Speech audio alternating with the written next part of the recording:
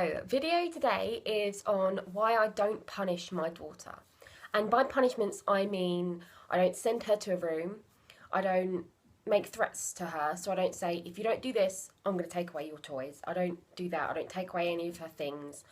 I don't shout at her, or at least I try not to shout at her or raise my voice, and if I do, I always apologise and acknowledge it as a mistake. And I don't punish her, I don't smack her, I don't do punishments. So I want to give the reasons for this. And the main reason is I don't think it works. I don't think it would get the desired effect that I would want, which is for her to cooperate with me. I don't think that punishing a child encourages them to cooperate. I think it tries to force them to do things. Because basically, I think that punishments do these things. I think they upset your child, first and foremost. It distracts from the actual issue. So, for example, say you would like them to tidy up. If you say, I want you to tidy up, or I'm going to take away your unicorn toy, you've just made that situation about the unicorn toy. And now they're going to be fixated on the unicorn toy. They're not thinking, oh, I need to tidy up. They're thinking, oh, but I want my unicorn toy. Don't take away my unicorn toy. And you've distracted the situation from the point. So that I don't think is helpful. And second, you've just upset your child even more. So they're even less likely to cooperate, especially when they're young. Because a lot of children, when they're young, and I mean like under 5 years old especially, but even over 5 years sometimes, they can be very, very temperamental as they haven't got parts of their brain to actually rationalise their emotions. So you've just made an emotional person even more emotional by threatening to take away their toy. So they're even less likely to actually cooperate with you. And another point is that they're now probably going to be upset with you. And you've just broken the bond. You know, you've push them away from you. So they're even less likely to want to do what you've said because you're threatening to take away their things. And what I always do is I imagine if I was my child. Imagine if someone was saying that to me. So I'd put myself in my child's shoes. And I imagine if someone wanted me to do something for them, and they threatened and they said, oh, if you don't do this, I'm going to take away your phone. I'd be like, excuse me, that's my thing. That's my possession. Why do you think you have the right to take away something that is important to me, to try and control me? I don't think that's a very good lesson, and it's not something that I want her to grow up to do to others. I don't want her to try and get control of another person by stealing their things. And as parents, we have to know that we are leading an example for our children, and they copy us. And it may seem harmless to us, that, oh, if you don't tidy up, I'm going to take away your toys. But that is so harmful. You're teaching your child to control other people by stealing their things and by upsetting them. And I don't want her to do that. So I'm not going to do that to her. I'm going to lead the example, and I'm going to be kind and compassionate and empathetic. And so what I do actually recommend doing in that situation is to keep the bond with them, to keep that safety with them. I'm not going to take any of your things. I'm not going to hurt you. I'm not going to do anything to make you upset to try and control you. I'm going to speak to you and be respectful. So the sort of thing I would say if I want my daughter to tidy up is, I can see that this place is messy and I don't like it looking like this. I find it, and I'll be honest, I'll say I find it quite claustrophobic, or I find it hard to see the floor so messy. Could you please help me tidy it up? Or I would really appreciate it if you would tidy it up for me. And sometimes the child will be like, yes, no, blah, blah. But that's when you explain to them and just explain to them why you would like it tidied up. And be grateful to them when they help, but offer to help them. Say, oh, I know it can be quite difficult. Treat them like a person. Because I know when I see a big floor full of mess, I think, oh, God, I don't want to tidy all that up. And the child will be thinking the same thing. They'll be looking at the mess and feeling quite overwhelmed by it. So it's important to actually help them and help them tidy up with you.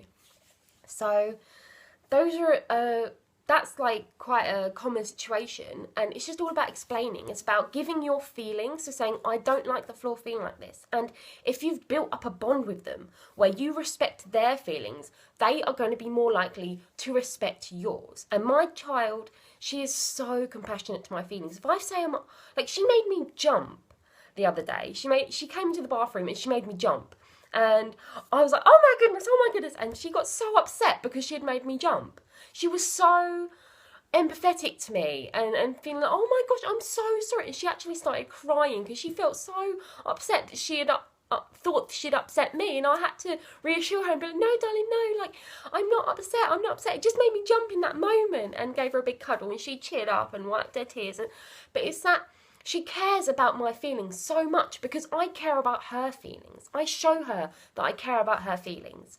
And when you're building that bond with your child, that is so much stronger than any kind of control that you have for when you're taking away their things, or, you know. And when they get older as well, you've got to think, if you're teaching these lessons that, oh, I control you by taking away your things or by punishing you, that's how you're going to parent when they're older. And it doesn't really work very well when they're older, because they get to an age where they think, do you know what, you can't control me. So if you say, yeah, oh, if you don't do this, you're going to be grounded, you know, you're not going to be able to leave, that's not going to work, because then your child's just going to sneak off. Your child is going to do things behind your back. Whereas it's much better to actually just be in a place where you have a good relationship with them, that you can actually be like, oh, do you know what, it actually worries me that you're gonna go out so late. And you can work out a situation where you're both happy, like, oh, I'll be back at this time, and I'll always keep my phone on, and here's the number for the place. And you can work it out together because you've got a good, respectful relationship. You've got a good, respectful foundation with your child, as opposed to you trying to control them by force all the time. That's just going to drive you apart. It's going to make them do sneaky stuff. It's going to make them lie to you, because they're afraid of what you're going to say. They know you're not going to prove that. They know that you're going to try and use force to control them. And that's just not the relationship I want to have with my child. I want her to be able to come with me to anything, and we can work through it. And that we've just got that good bond, and we're friends, on top of me teaching her about the world. I want to be respectful of her at every age, and give her kind of age-appropriate information to deal with the world. And another thing is like the whole spanking thing, which I might do another video on because it's quite a longer subject. I definitely would never hit her. I think that is completely disrespectful, and that is completely crossing a line. I want to teach her that her body is her own. It is not like, I don't want her to teach her that the people that love her hurt her. And I will never hit her, ever. I don't want her to hit other people. How can I teach her violence with violence? It's just, she copies me. She copies what I do. The way that I speak to her, she speaks to others. And I know that if I've lost my temper several times in a week, then she starts to lose her temper with other people. And I know that's a reflection of me, because she sees how I react to situations, and she copies that. And I don't want her to hit. I don't want her to hit me. I don't want her to think that hitting is okay, or that anyone who loves her hits her. Love does not hit. Love does not hurt. Love does not shout at you. Love is kind. Love is compassionate, and love helps you as a person. And these are the lessons I want to teach my child. And this is why I am gentle and compassionate and empathetic towards her. And that is why I do not do punishments.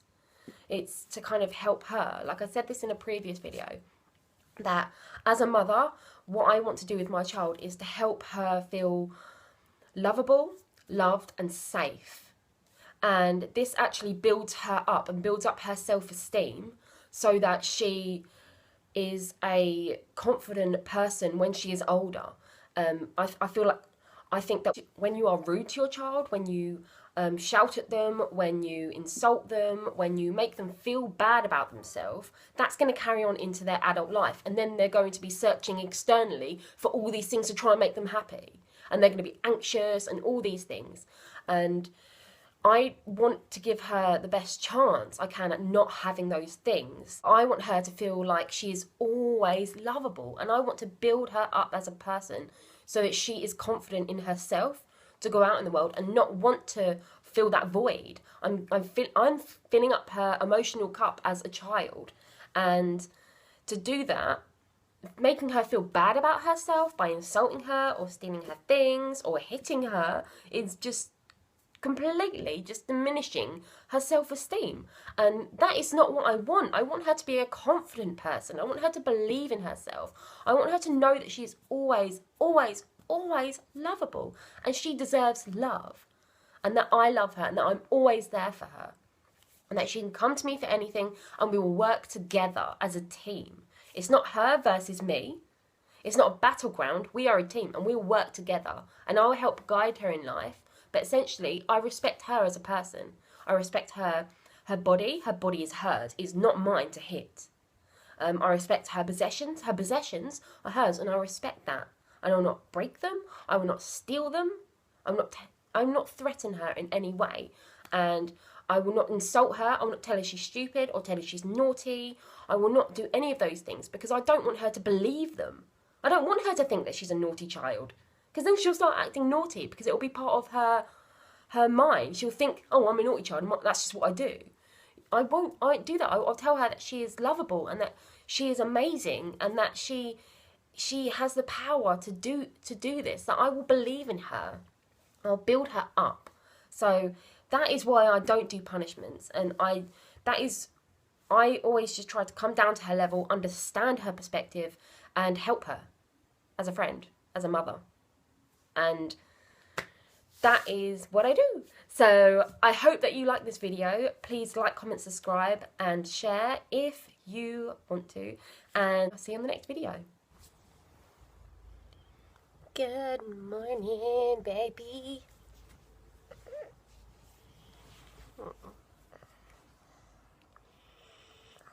You said you're hungry. You want some breakfast? Well then, you've got to decide. Do you want the big watermelon or the little watermelon? You want the little watermelon. Because we've got one that's smaller and it's really dark green, and we've got one that's bigger and stripy. Which one do you want? You want the little one? Oh, you're so cute. I love your morning cuddles.